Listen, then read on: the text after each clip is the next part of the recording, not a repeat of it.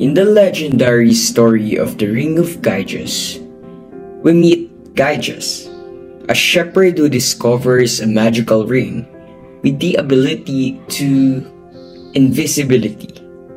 This seemingly insignificant revelation lays the foundation for a profound examination of morality and power. The plot progresses as Gyges struggles with his newfound capacity to act unseen, revealing the temptations and repercussions of unbridled power. It makes us consider our own moral compass and the decisions we might make if we were given the opportunity to act without accountability.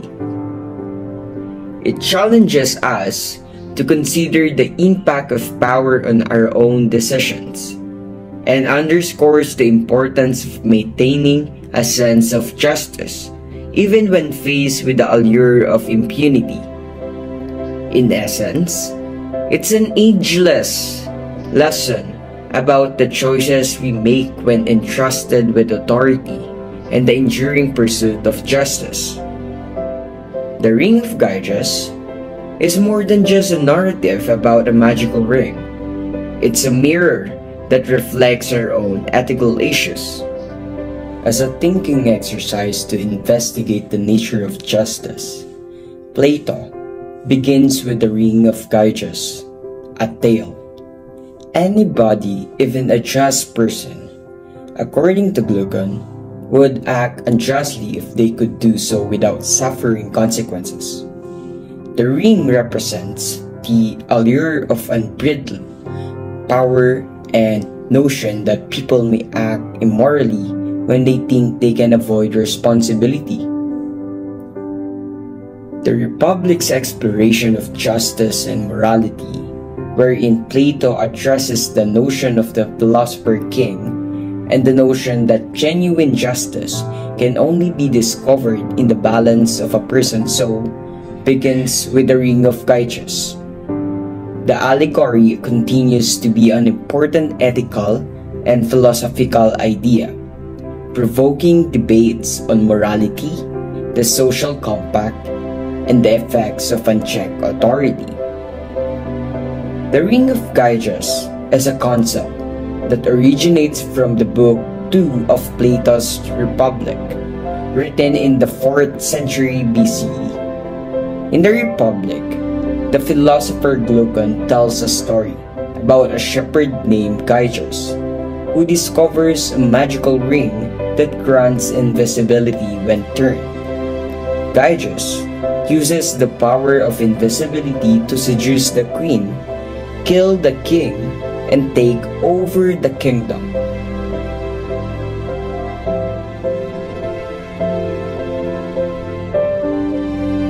And the story begins. A ring with supernatural abilities tempts its beholder with power.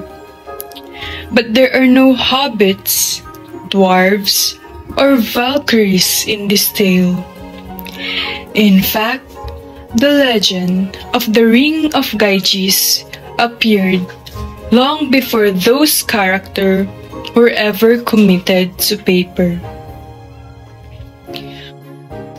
The Ring of Gyges. More than 2,000 years ago, in the Greek philosopher Plato's Republic, the story surfaces as the philosopher Socrates and his student Glaucon discuss why people act justly. Is it because it's what's right? Or because it's a convention that enforces true punishment and reward? Playing devil's advocate, Glaucon argues against Socrates and recounts the following story. Long ago, a shepherd named Gyges was tending his flock when an earthquake struck, ripping an opening to the ground. The chasm drew Gyges in. Therefore, his eyes alighted upon a bronze horse, the doors to its central chamber ajar. Peering inside, Gyges discovered the corpse of a giant. On its finger, a golden ring, which Gyges pocketed before retracing his steps. Later, he sat among the other shepherds, fiddling with the mysterious ring when suddenly, after absent-mindedly twirling its stone, he became invisible. When he turned the stone back in the opposite direction, he reappeared. Emboldened by the ring's powers, new possibilities bloomed before him, and a sordid plan hatched in his mind. Gyges became a messenger to the king of Lydia, and inside the palace, used the ring to prowl undetected.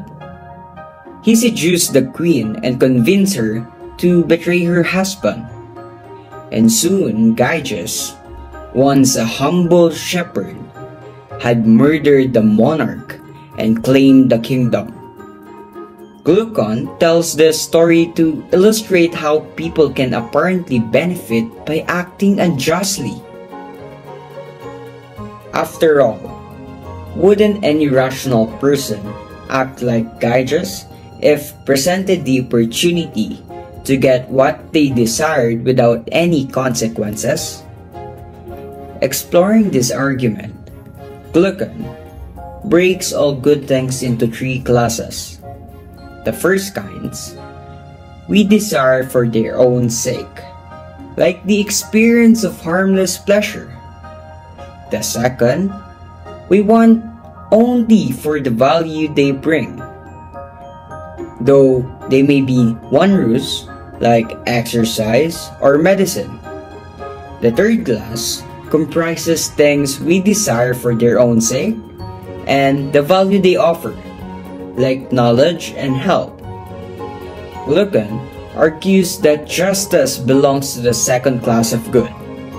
It's a burden that nevertheless brings rewards.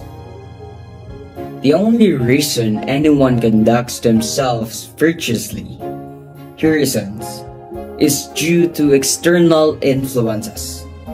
So, it's appearing, not actually being, virtues that matters. Socrates, as written by Plato, disagrees, countering that justice belongs to the third class of good, offering both extrinsic and intrinsic benefits. Socrates argues that the human soul has three parts: reason, spirit, and appetite. Reason guides an individual to truth and knowledge, and is influenced by either spirit or appetite. Spirit is righteous, ambitious, and the source of bold action, while appetite consists of baser bodily desires.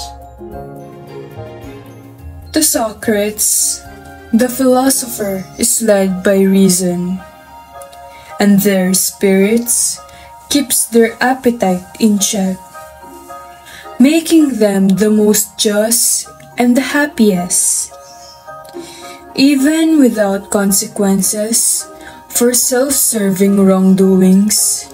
They would not commit them.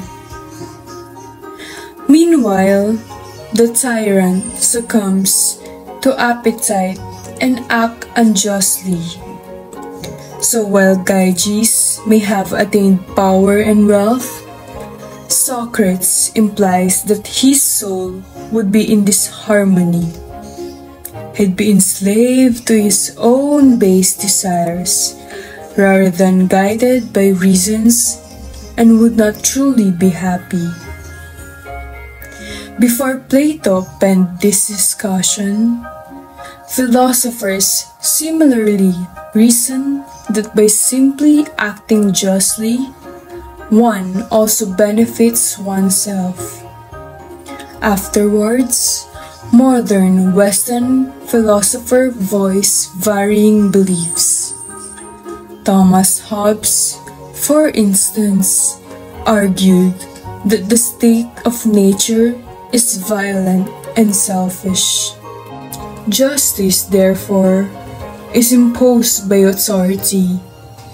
John Locke, in contrast, asserted that people are naturally obligated to act justly, and they agreed to participate in civil society to secure their natural rights. The allegory of the ill-gotten magical ring that lures its wearer towards their darkest desire continue to inspire. So if the ring of Gyges fell into your hands, what would you do? The plot twist: when Gyges, overwhelmed with guilt, seeks advice from a wise sage in a temple. This is a watershed moment, a moment of redemption.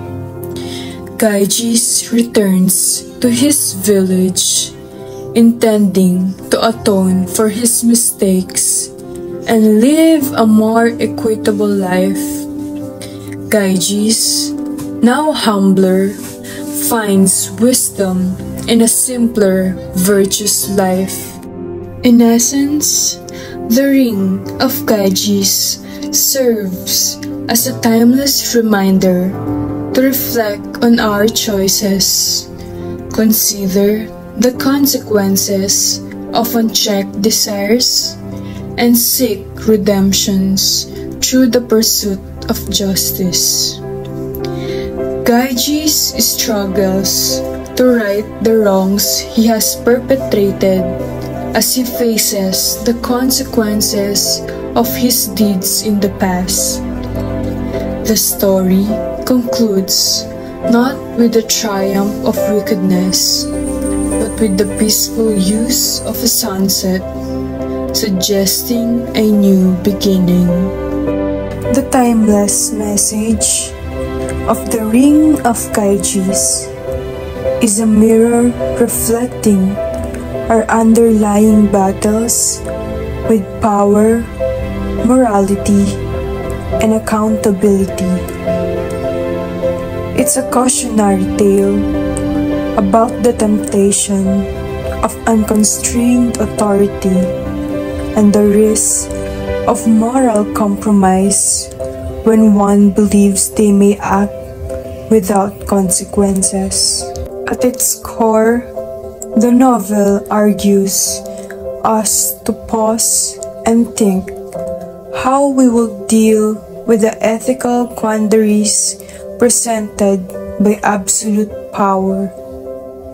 It fosters a more in-depth understanding of the difficult trade-off between personal benefit and the larger good.